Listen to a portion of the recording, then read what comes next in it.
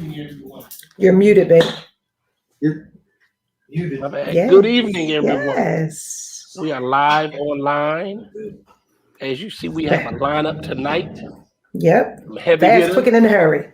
fast, quick, and in a hurry. They responded Mhm. to our text. The House is still meeting, so Jason couldn't join us tonight. And George Young is on a prayer call. He's State Senator George Young is on a prayer call. So he's coming in a minute. And I know Keith has to leave at 7:30, close to 7:30. But we wanted, of course, to bring this to you all because in light of the news that came out today with the verdict, it's important that we create these community conversations when something like this happens. And I think it's important for us as a church community, as well as the larger community, to talk about it, to at least address some of our own ways of processing it. What do we hear? What do we feel? What are our visceral reactions to what's going on? And so, as people come on and join us, we want you all to comment, like, share, ask questions, engage, tell us how you feel. And so, of course, I brought on Minister Keith Jossell. Hello, Minister Jossell. You didn't speak to your pastor first lady when we came on, but that's okay. That's okay. We'll talk about that later. Um, we'll talk about that later, sir.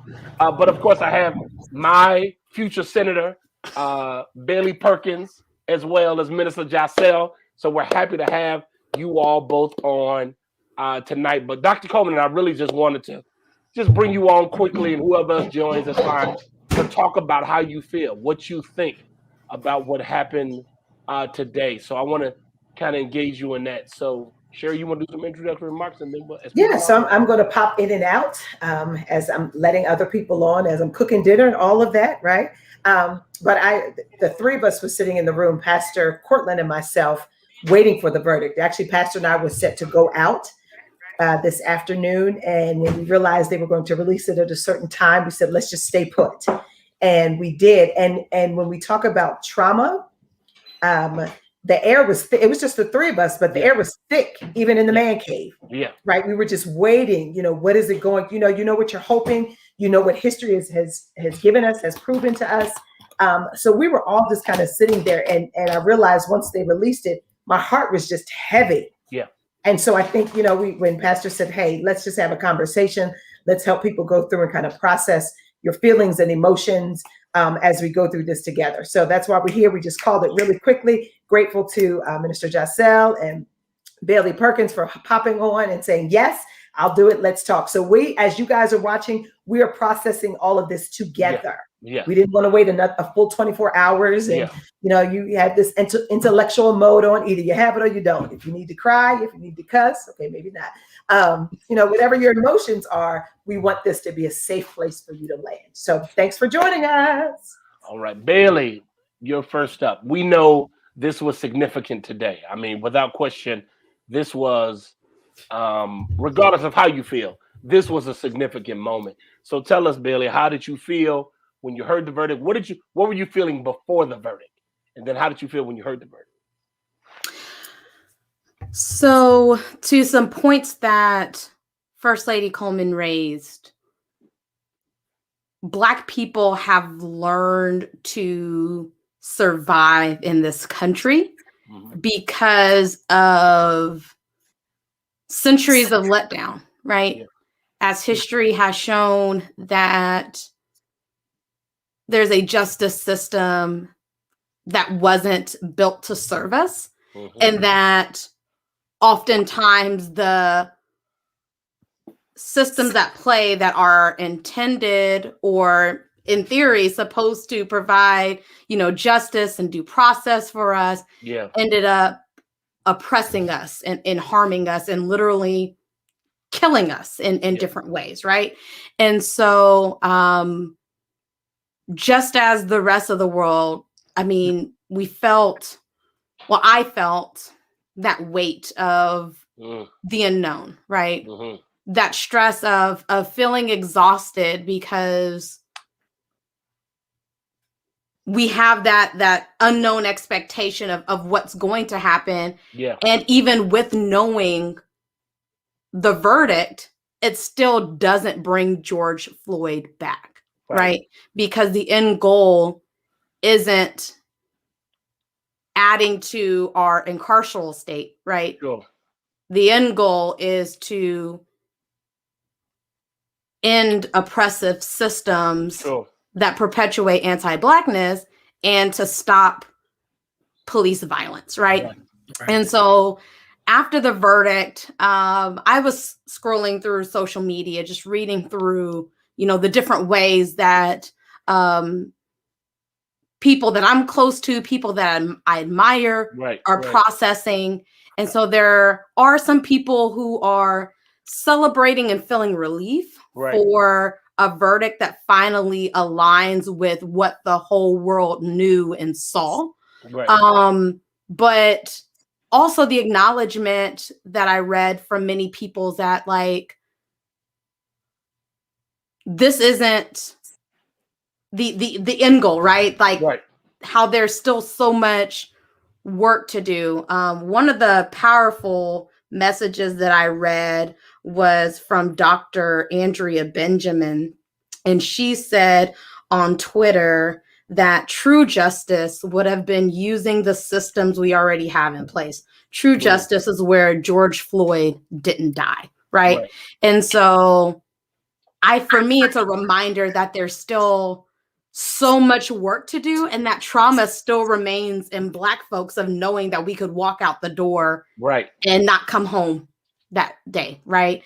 And so thinking through like, what are those ways that we continue the drumbeat and not rest on this one check mark going the way that we wanted it to go, but looking at the larger picture of where can we move now to dismantle systems and to truly protect Black and brown folks in this country. One of the things, thank you, Bailey. One of the things that I said prior to go to Minister Giselle, I told someone just 30, 40 minutes ago, the family got some measure of closure.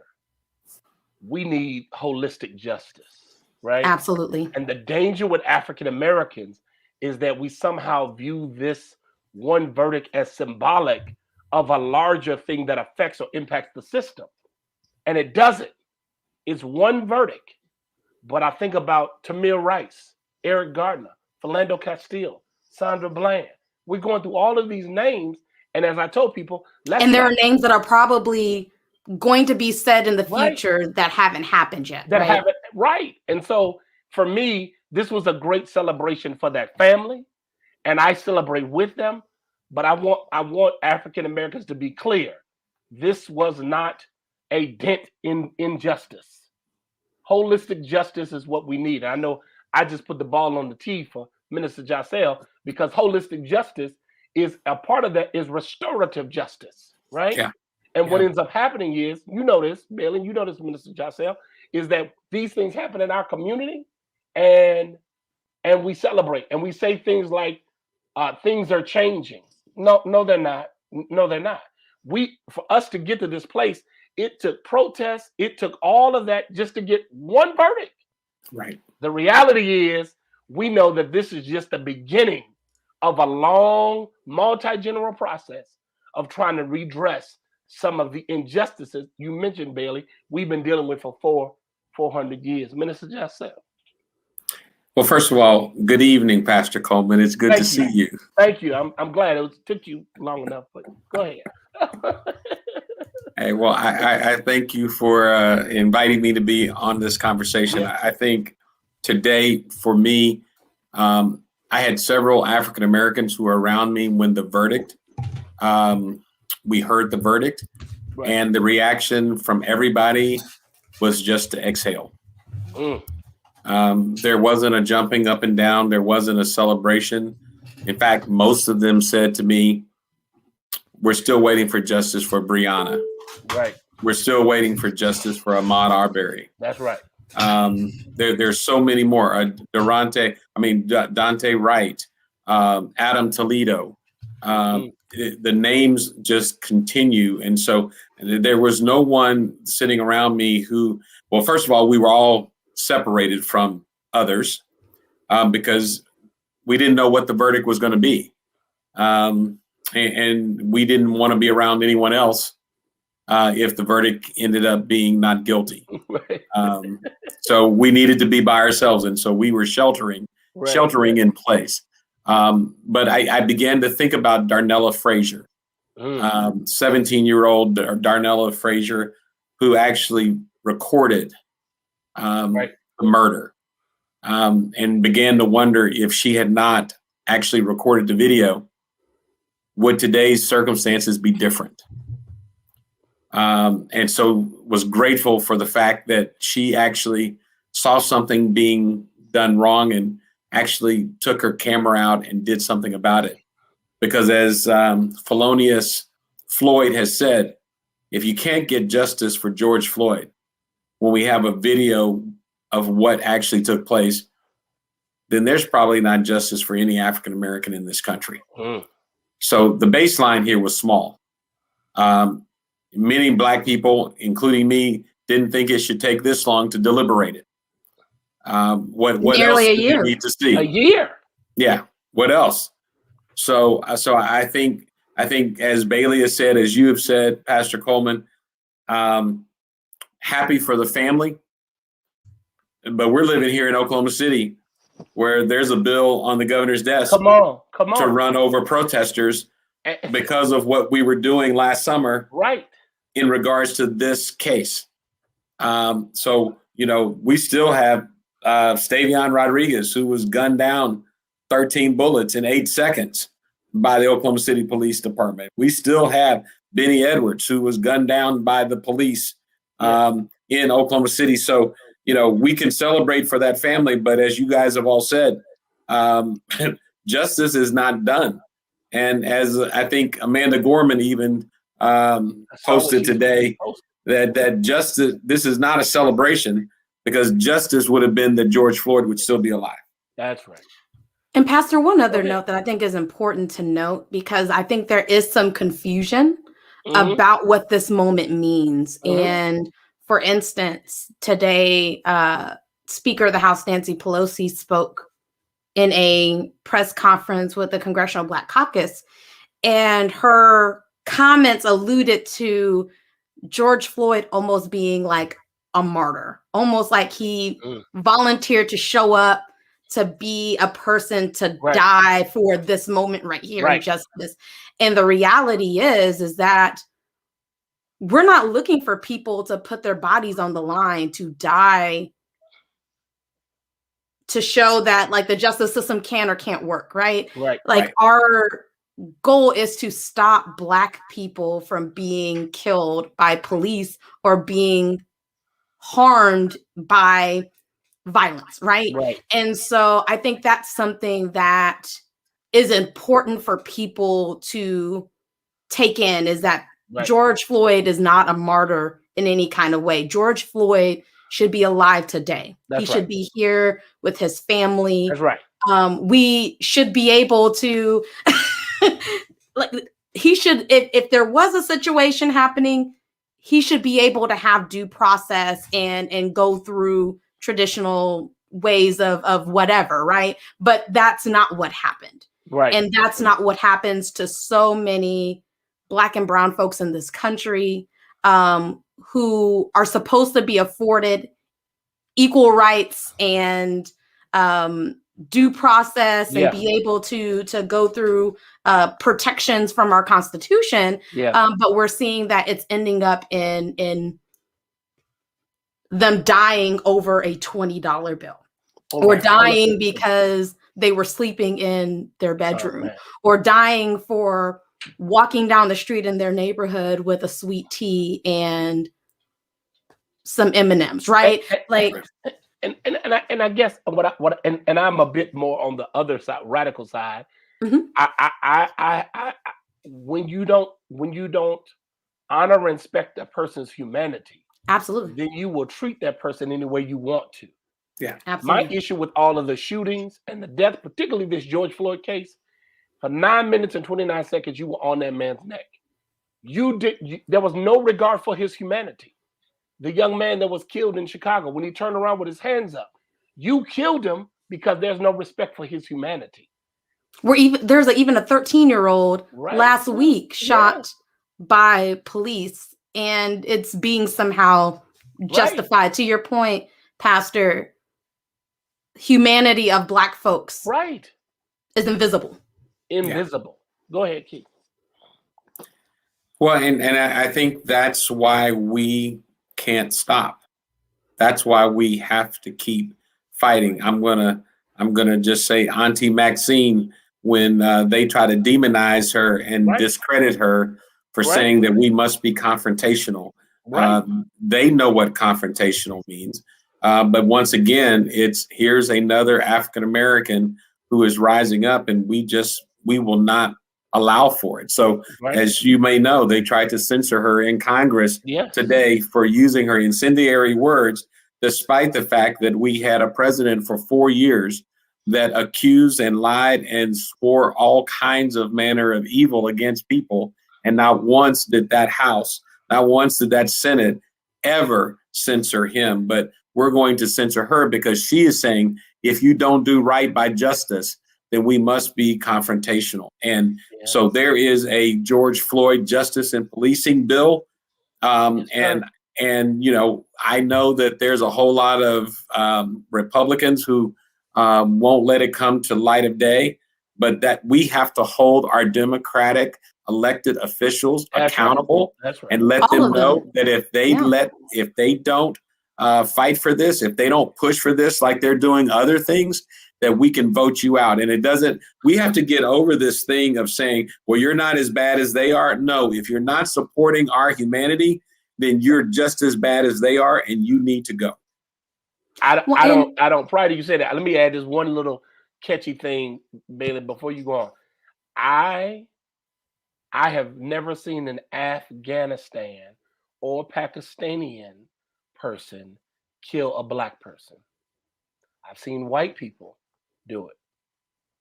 The announcement by President Biden that he is ending the war in Iraq and bringing troops home doesn't really matter to me. That's not the now issue. The infrastructure bill is important. Bringing the troops home is important. Today, right now, the number one issue for me is saving Black and brown lives from being killed by white people. That's what I feel. Bailey, go ahead. And it's not, this issue impacts all of our communities, right? Yes. Like, we just had the 26th anniversary of the bombing of the Murrah building. We're about to commemorate the 100th anniversary of the Tulsa Race Massacre. Yeah. Yeah. Those events had a common denominator. That's right. Right?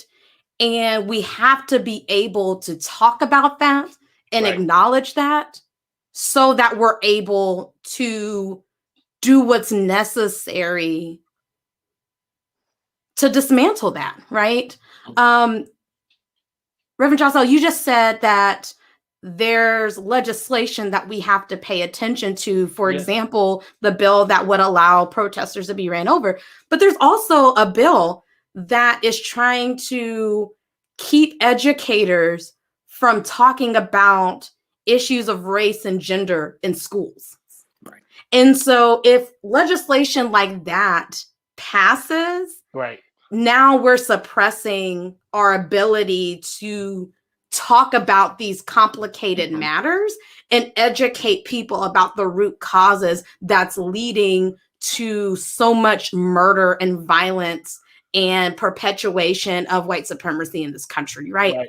And so we have to pay attention to, also to your point, what's going on here right now in our backyard and be ready to push back against it, because this is just one minuscule piece of this whole complicated injustice system that we have. And there's still so much work to do. However, I do also want to make sure that people make space to process, because one of the problems is that we're expected to show up as our full selves, as if we're walking in the workplace, we're going to the grocery store, as if none of these things are weighing on our shoulders.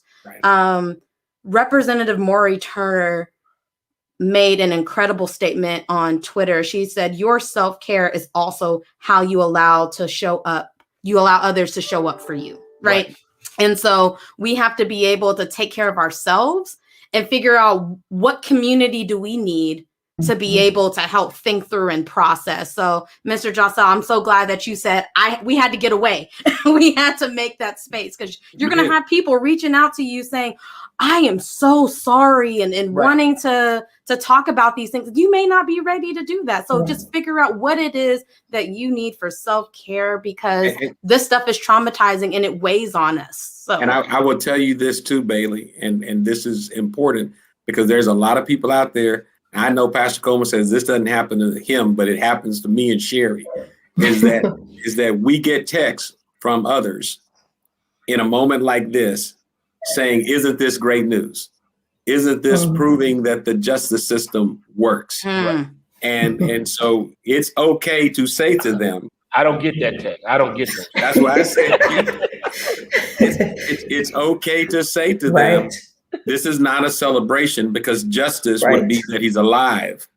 And we still have justice for Tatiana Jefferson. We still have justice for Breonna Taylor. We still have justice for all of these individuals. Too many. I used to have a shirt with all these names on it. And it's like, I need a bigger shirt, because people keep getting killed by the police. So the goal is not to have any names to say. The goal is not to have any shirts. We don't want any shirts. So don't let anybody try to make you feel like you are somehow not appreciating the moment. Yes, Pastor Coleman said up front, we're happy for that family. But we're talking about systems of oppression that need to come down.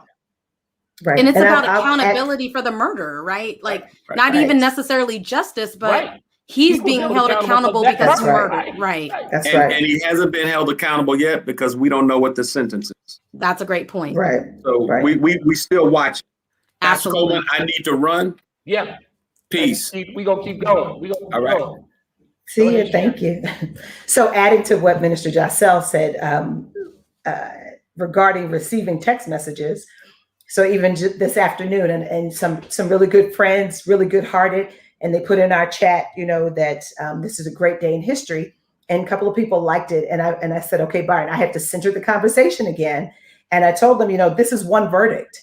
Only time will tell what happens with people of color, with Black and brown bodies.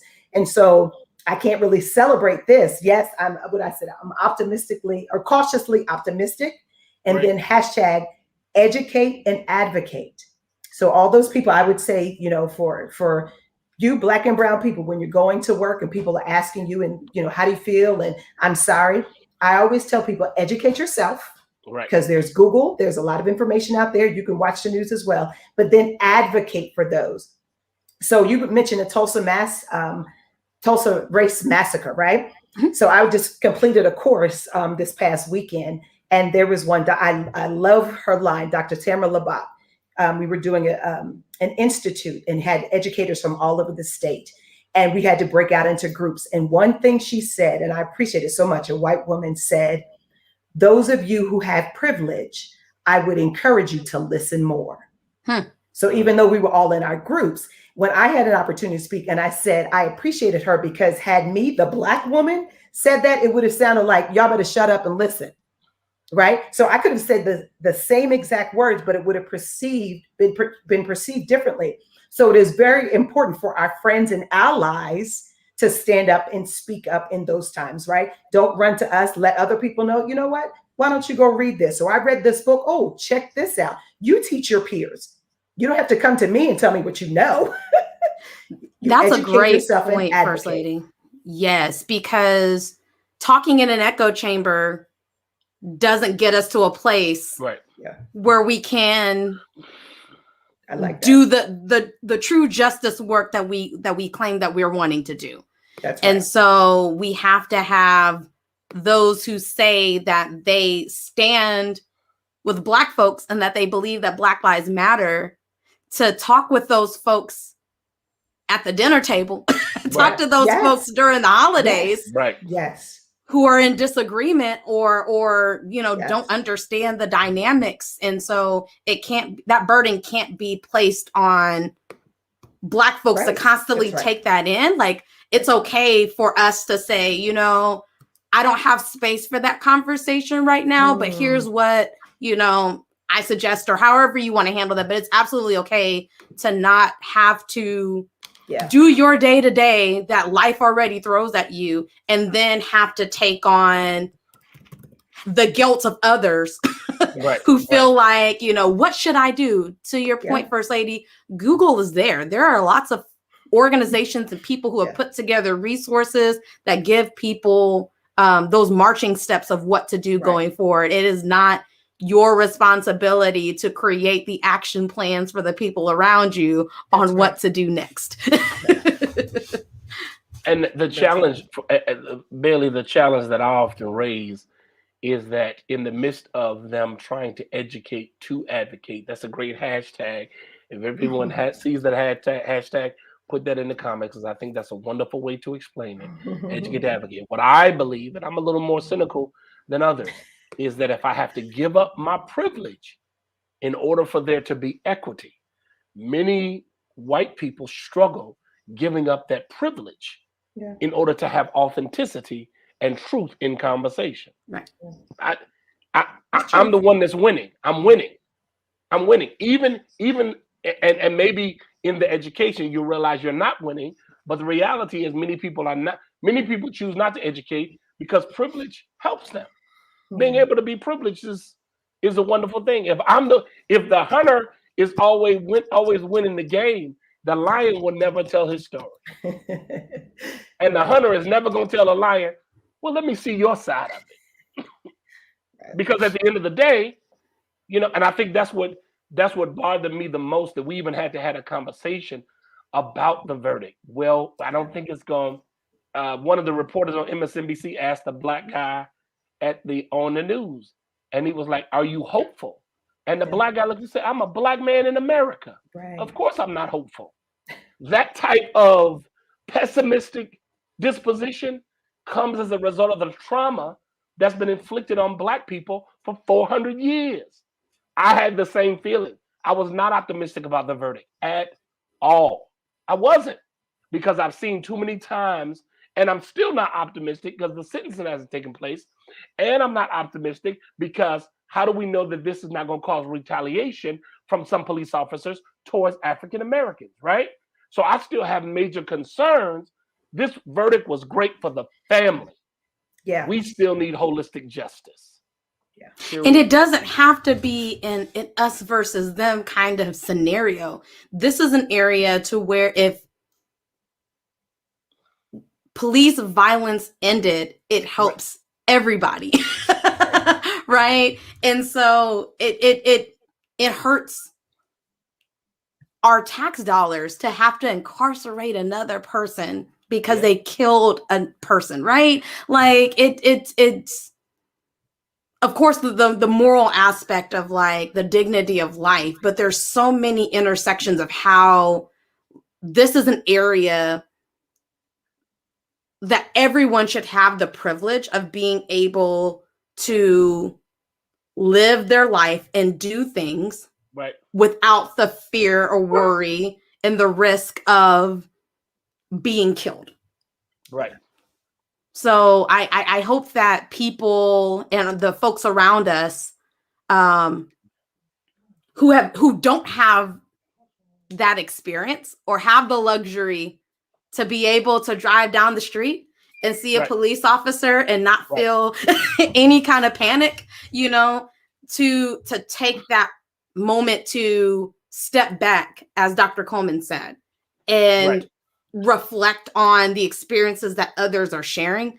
Because one challenge that we face is there are people who deny that these things are happening, and it's if you would just comply and just do what you're supposed to, then you would be alive. And we know that's not the situation in so many cases, like George Floyd's, right? He was clearly complying, and there's no reason to have a knee on the neck. So these things continue to happen. And so the last thing I would encourage our Black listeners to not feel like you have to be that defender against people who don't see our humanity. Right. Because we have to protect our peace as well.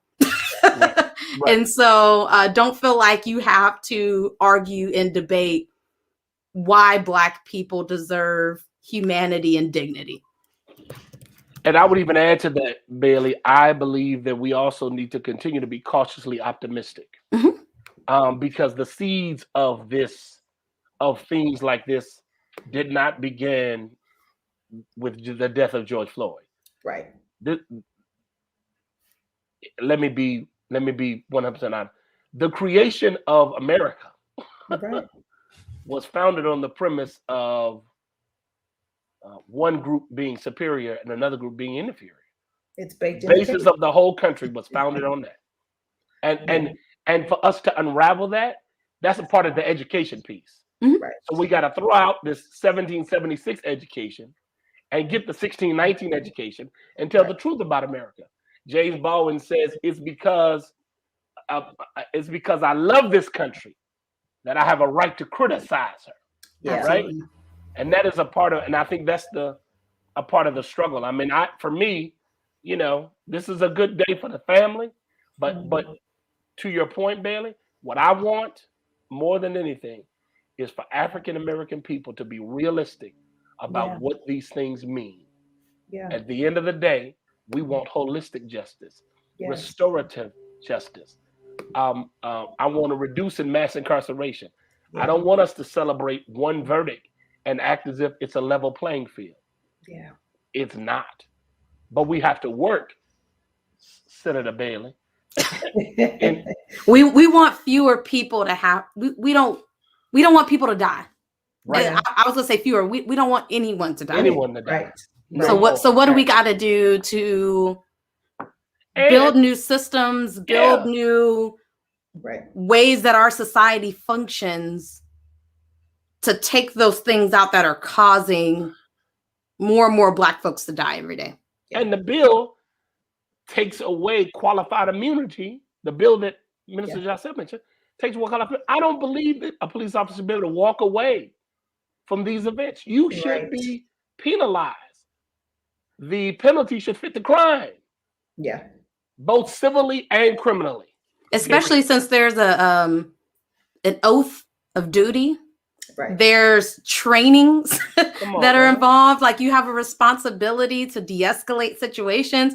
You have the obligation to know the difference between your gun and your taser, right? And so I believe that, to your point, Pastor, there has to be accountability, but also, I mean, we got to reimagine what our world can look like. Right. I don't believe that we have to put as much investment as we have into the way that we structure law enforcement today. Like, what would it look like if we invested in mental health to where we didn't have to reach people when they reached that critical time of need to where they have to be hospitalized, right? What would it look like to make sure that people could buy groceries for their family and not feel like they have to make tough choices, right? Like, what would it look like to invest in people's core needs, right? And I feel like if our focus was to serve people and get to those root causes of different social determinants, then we would have to have the way we're patrolling communities, right? As I would even encourage us to really push our minds to reimagine what our community needs and what that could look like if we were to really invest in it, and then take that time to have those conversations with your city councilmen, your state representatives and senators, your members of Congress, right? Because the world can be different if we push for it and build it. But you said, and I'm just kind of leaning on what you said, well-being, let me say it like this: life, liberty, and the pursuit of happiness should not be political. It shouldn't. People should have a roof to live, a roof over their heads, right? Right. People But should be able to feed their families, right? You know all that's political. You know they've made that. They, meaning parts of culture and society, have made that political. Right. And it shouldn't be. That's people's basic needs. People should be able to eat. They should have a roof over their heads, and they should be able to live. Like when you look at the list of what people who have been killed by police have died from, it's those basic things that you just mentioned, Pastor, of just living. Just like living. Literally sleeping in your house and you're murdered, right? And so those things aren't happening in affluent communities, right? No. And so we have to be real with what's happening, call it out, and be willing to address it and take some bold steps, because the incremental changes to the current system is just putting band-aids on hemorrhages. And so until we're ready to have real fundamental changes, we'll just be waiting until the next name comes down the list. You said something, Bailey, about being bold, because I would like to encourage all my Black and brown people, stop apologizing for who you are. Right. We talk about when we're in the office or we're in the street. You know, if somebody else walks up and you're talking to a brother or sister, and all of a sudden somebody else of another race comes up and you start whispering as if you have to be quiet, or like the black hand, white hand. Why do we play those games? Be bold about who you are, because what you're in essence saying is that I feel that I'm deficient, and I feel that I'm being policed, and I'm feeling that the white gaze is going to, I know that you're watching, so I have to act a certain way. Why? Right. So I would say for us, stop apologizing for being Black and brown. Right. That's the first step. Then next, I think, Bailey, we're always, contacting you. What do we need to know? Pastor here at the church, and we always, the reason why we're here tonight, we realized this needed to be a safe space and place for you all to land. But I think one of the things, we're going to stay connected to you, Bailey, some of the things we need to look for and inform our people. So some of the bills that you and Minister Jocel just mentioned, I promise you there are people watching us that don't know. And so, a lot of people say, oh, well, what is Fifth Street doing in the community? We're educating. Hello. We're bringing information to you. Yeah, Hello. Absolutely. Oh, and there's, go ahead. I'm just saying we want to continue to do that. And so we will do that. But as we send it to you, then you need to look at it, act on it, speak out, and do not apologize for the beautiful Black and brown creatures that you are. Because who you are not deficient. Right. First Lady, I love that so much, because the intersections are there in the roots of anti-Blackness and how pervasive it is in the country. I often talk about, because I had to talk about this in a poverty training that didn't want to talk about race and talking about the intersections of poverty. Wow. But there was conversations about how people need to adjust what they look like and who they are in order to get jobs and be deserving of work. Right. And I even had that mentality, I would say, when I started in the lobbying space. I was worried to wear my hair the way it is now. Wow. Because I was concerned that people weren't going to take me seriously, or they were going to look at me less than and treat me like I was inferior because my hair looked different. Right. And there are so many people who are afraid to be their genuine, or even just speak any Ebonics, right? That does not make us any kind of inferior, just because sometimes we may use ain't, right? And so embracing who we are is revolutionary in itself. And so I'm grateful for you saying that we should not change who we are to deserve human rights. Including we shouldn't have to I should be able to wear a hoodie outside and not be deemed suspicious. Right. And so I 100% echo that comment and appreciate that you lifted that to the listeners.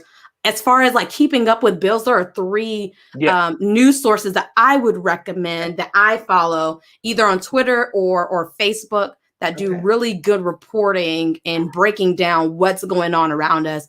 I follow the Black Wall Street Times. So they are a news source out of the Tulsa area, I believe, but I think they also have some reporters here in Oklahoma City that do a great job of covering issues and talking about it through the lens of the racial implications of what's going on, and keeping a beat on especially the bills that are targeting Black folks at the Capitol right now. They've done a great job of covering those bills. So I would recommend the Black Wall Street Times. The other piece I would recommend would be NonDoc, NONDOC. They're an independent journalism entity that is following what's going on at the Capitol, that their editor is constantly live tweeting of what's being said at the Capitol on different bills. And so NonDoc is another great resource. And the Frontier.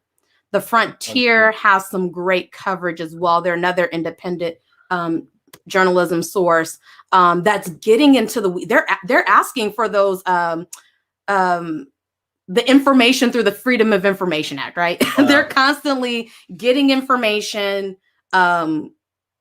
reading through it and sharing it with the public so they know, and they're shining a light on what's going on around us. And so I think if you go to readfrontier.org is the place where you'll find information from the Frontier. Because even, for example, the stuff that's going on in our county jail, our prison systems and our jails are predominantly filled, are disproportionately filled by Black and brown folks. That's right. And Oklahoma County's jail is one of the worst, where we have people dying in that jail because the conditions are poor, and all kinds of other things. And so they've done really good reporting about what's going on in our county jail. So those are three sources. Like I said, the Black Wall Street Times, NonDoc, and the Frontier to stay up to date on what's going on. And then you can use those pieces to then have conversations with your elected leaders to say, hey, I read about this. What's going on, right? We have a new Black sheriff. We need to read about what's going on in our jails and say, what's going on? Why are we bringing a TV show to Oklahoma to follow what's going on in the county jail and in the sheriff's office, right? Because that means we're going to be having images of folks on their worst day, right? So that's going to be broadcasted for people to see on TV. And that means we're going to see a lot of Black and brown faces because we're disproportionately engaged in those systems, right? And so reading and staying up to date on what's going on, so then you can have conversations. Because at the end of the day, if we're not holding them accountable, then things won't change. And Bailey, the challenge is that from the information that you give and that we get from those resources, where I come in is I need churches to participate in this process, right? Yeah, because a part of what I think has been lost is the church being the place and source of information. Yes. In many cases, me personally, I struggle with that because I believe that is one of the foundational principles that have sustained the Black church. We've always been the source where you can get information, where you can get empowerment. And I think African American churches in Oklahoma City in particular, need to embrace the social justice motif, right? It's not just about personal piety, it's about social justice. We have to speak out on some of these issues. And so bringing you on is a no-brainer to me. When I first started this today, your name was the first name. I said, oh, we got to call Bailey. George Young was on the floor. And look. And there he is. Look at Yes, sir. That was awesome. That's what I'm saying. Perfect. I got my senator and my state senator together. Y'all don't know, this is heaven for me. This is just I thank God. George, you got your volume on, George. Can you hear me? Yes, sir. I can hear you. All right. How you Bailey doing, has laid the Dr. case Coleman, out for Pastor us Coleman, today. and my daughter, who Look, I've seen earlier today. Look, Yes. Bailey is ready to run for office. I got her a $1,000 check right now. That's what it takes. Yes, Fundraising. sir. That's right. Yes, sir. Fundraising. Come on. Dr. Young, we were at the end, but you came at the right time. Man, Yes. tell us what you felt before the verdict. Tell us what you feel after the verdict, and whatever else you want to talk about. Please help yourself. Listen, I've had some corporate anxiety for all of us because of this ongoing upcoming verdict, because I know that a lot of folk were putting a lot of emphasis on it and a lot of prayers were going into it. But let me put it this way: a couple of things, if I can get my mind straight around it. One is, it gives us some hope for redress. It gives us some hope that we'll be able to get redress situations that we have encountered for so many years. It gives us a way to address the situations that we have encountered. And so this verdict gives us redress so that we can address the things that have transpired over the years when it comes to law enforcement. And my prayer is that it will force law enforcement, it will force all of law enforcement to change the way that they encounter now. I'm not dealing with the decisions they make on the scene. I'm not dealing with those things that occur. That's a whole nother problem that we've got to deal with. But I pray that this verdict will help law enforcement to stop coming out with this idea that nothing happened that could have been different. From the first time in Ferguson, when I heard that officer say, someone asked him, "What would you do differently?" And he thought for a minute, and his response was, "Nothing." Listen, someone lost their life. There is something that you should have done differently, not to have brought about the loss of life. And so this verdict gives us redress to the things that we have been addressing over the years. This unusual and unnecessary use of force and lethal force by law enforcement, particularly against African Americans, I hope now will cause the law enforcement community to stop and say, we can't say the same thing we've been saying anymore. We've got to look at this differently, which will then cause them to back and go in reverse, to look at the training, to look at the retraining, to look at how often they do that, to look at how often they call officers in and have them to stop and to think about what they're doing, and to have people who go into law enforcement from the beginning. Listen, don't come in here if you're looking for a way to exercise some power because you feel powerless and you bring stuff from your past into that job, because that's going to continue to happen if we don't do it. So my prayer, I'm not sold 100% yet.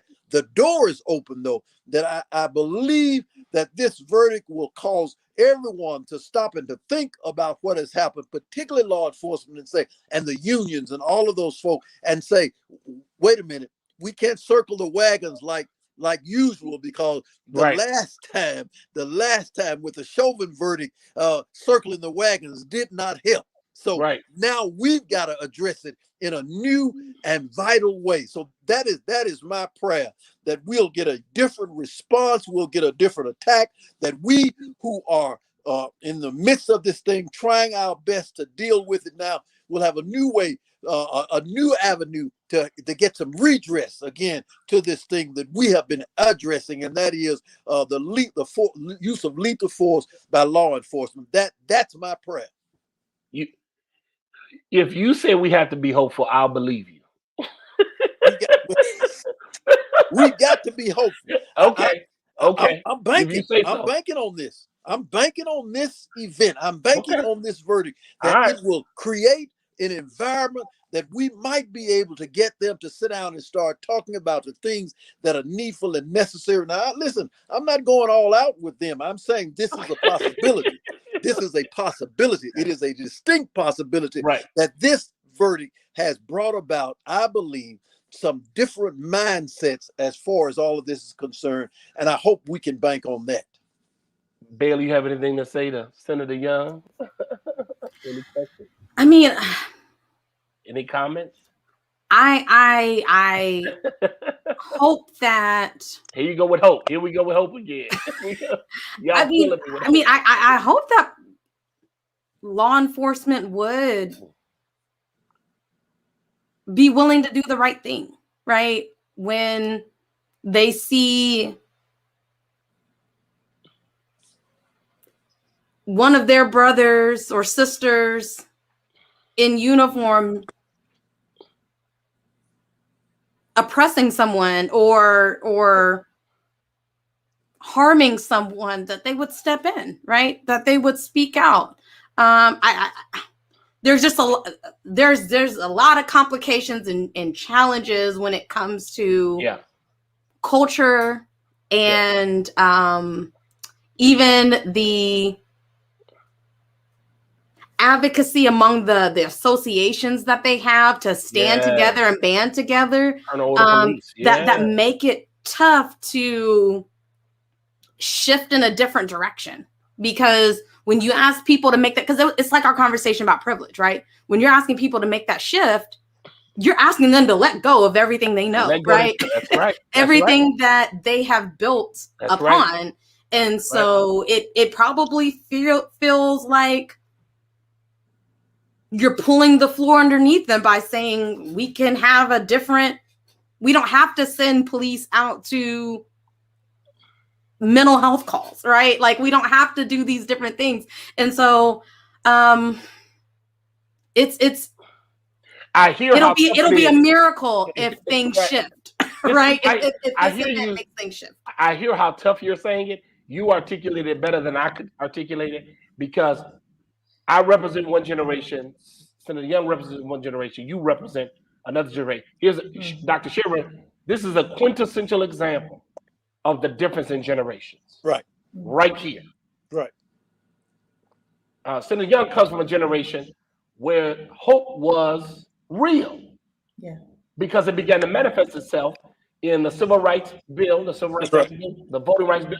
He saw some of that. Dr. Sharon and I are in the middle. Bailey's on the other end. Her generation is more cynical. Right? Because they haven't seen it. So the question, well, not really the question. So it's a little difficult to have hope in something that you have not seen holistically. That's right. You see what I'm saying? And on a personal note, when I was a kid, I witnessed my dad being harassed by police officers, right? I was probably no older than 8, 9. My brother about 6.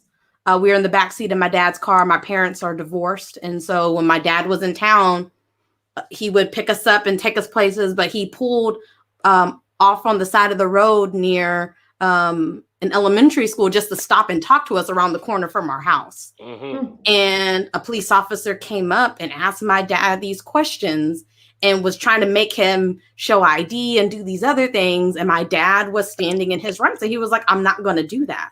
And then he aggressively was telling my dad to get out the car. And then all of a sudden it went from 1 cop to 2 cop to 6 cop cars around my dad's vehicle. And we're sitting in the backseat just afraid, not knowing what's going to happen to my dad could have easily been a hashtag that night. And that's something that has stuck with me, right? And then seeing these different moments play out where families are grieving because they don't have their loved one because of police violence, right? And those things continue to perpetuate. I hope that this moment of accountability leads to other moments of accountability. But to your point, Pastor, earlier, not all these situations are going to be captured on video. This was on video. And we were still worried about whether or not there would be a conviction, right? And so in the moments where there isn't someone videotaping or that officer turns off the body cam, right? Will there be justice, or how do we stop that the treatment of Black people by police in general, right? So I think those different experiences in my life, and then seeing these moments perpetuate, just make it tough to believe that the system can change itself. But you got to. you cannot live in a system, and because you were right, Pastor Coleman. I have lived through no Black chiefs of police, no Black mayors of cities, seeing all of that transpire. So therefore, I know that things can. I know that I serve a God who can make folks do some things. This is just one event. Remember, this verdict is just one event. But to me, it is a series of events.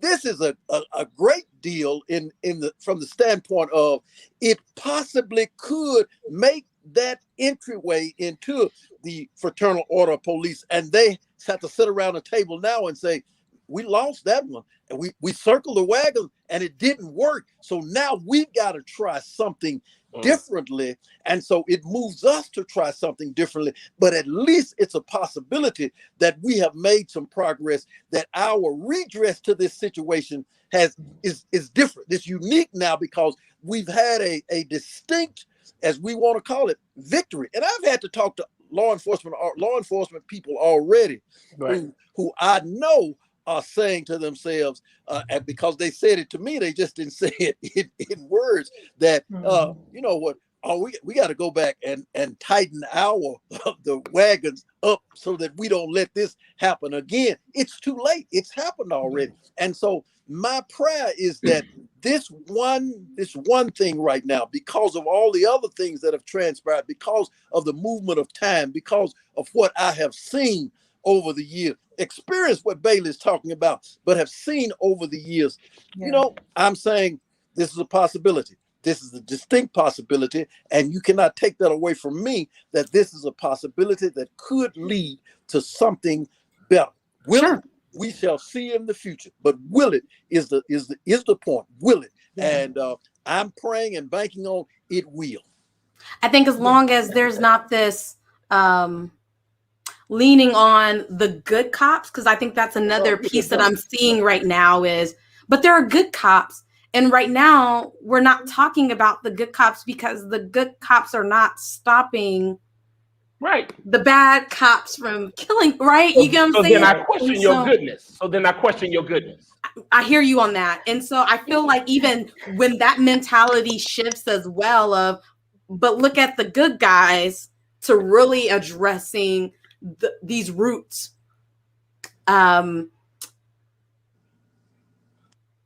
Problems within the culture of policing and how it's formed, you know, that progress can get there. But I mean, and it's a struggle. It's a struggle. I will say this. I'll say this, because when you have hundreds of years of power shift in this world, it's going to take that many years to unring that bell.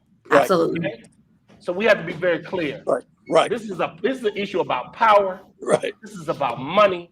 This is about one group. I said to Bailey earlier, and she agreed, she was on the same page, that you're asking people to give up what they have received even subconsciously, which is the position of power and privilege. Some of them don't even know they have it and they use it. Right. So you're asking me to give that up in order to level the playing field. But the verdict will force this, because now they don't know if more verdicts are going to come down the line. That's where we come in. We've got a verdict. That's just one. It's not going to stop everything. I don't care about how good a cop tells me he is, or how good you're going to tell me cops are. That is not it. The court has said, we don't care how good you are. You are guilty. And so now they've got to deal with guilty. That's what they've got to do. And so that causes them to have to think, is it going to change everything overnight? No, I'm telling you, it's going to be this coming together and tightening up. But we need some more guilties so that we can say, listen, this is not going to happen like it has been happening over the years. Now we started a new trend, and it's going to go against those of you, as you were just saying, who feel like you have a privilege to do whatever you want to do because you wear a badge, because you. Now I heard the NAACP president say earlier today that the blue line is crumbling. I'm not there yet. No. I am saying I think we have pushed them to a point where they have had to stop and say, well, wait a minute, we got to look at this a little differently because this thing did not go our way. That is my hope, because I can't bank on them being good. Listen, I've been around long enough. I hadn't seen them being good. And even with the black mayors and the black chiefs of police, it has not gotten us past what happened last year with George Floyd. But this moment could be possibly the beginning of something that might make a difference. And to your point, Dad, like it's about there's a crossroad, right? Do you want to do different or do you not? And that's right. You go to jail if you don't. You go to prison for a long time if you don't. I think we have to be cautiously optimistic, as Dr. Sherry would say. That's right. Cautiously optimistic. I'm not going to let you kill another person because of my naivete. Right. We're going to take you to court, and we're going to do like they did in Minneapolis. We're going to find you guilty because you were wrong.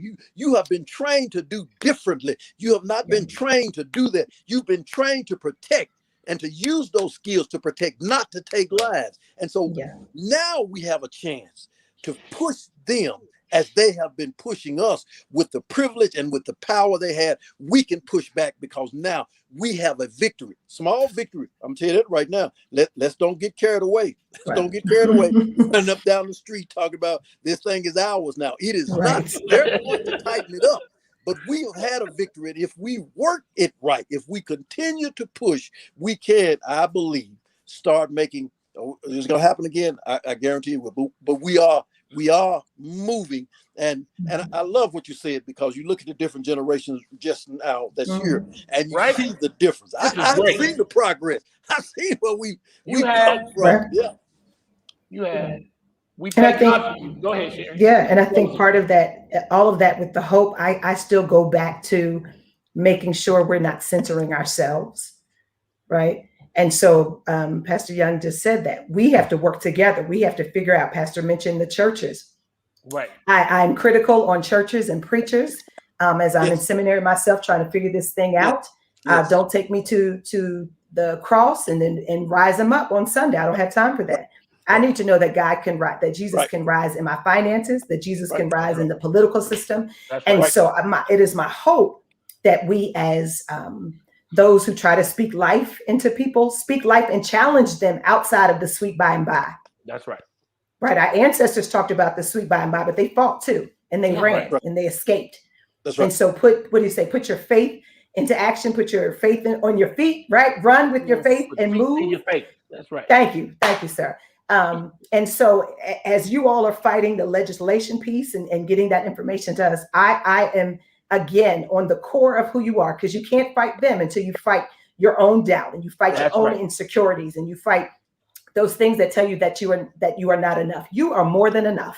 You come from a beautiful people. And so the more conversations that I share this on my page for friends that look like me and friends who don't, because I need you to hear my story. And I am, what did you say? Unapologetically Black, right? Unashamedly Christian. And unashamedly Christian. My culture, my Christianity can work together. That's right. And so, again, all of you who are watching, we thank God for you. We're a little bit past 8.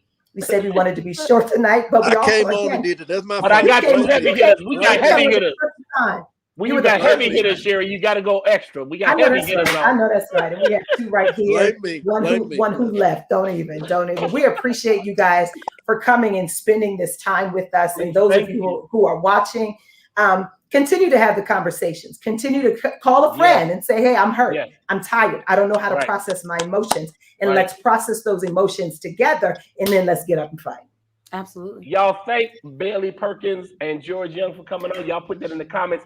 I love you all. Hey, man, y'all know earlier today, Pastor Young, Bailey, when the verdict came out, the first thing I told my wife, I got to get these people on tonight. Got it. Yeah. And you all were on the top of the Yeah. list. I had to do it.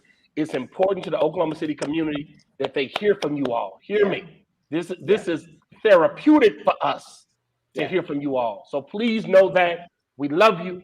Thank God for you all. Yeah. And keep your phone by you just in case I Thank you, Pastor First Lady, Good for this night. opportunity. Thank you. You guys. Glad I could make it. Good night, Bye. everybody.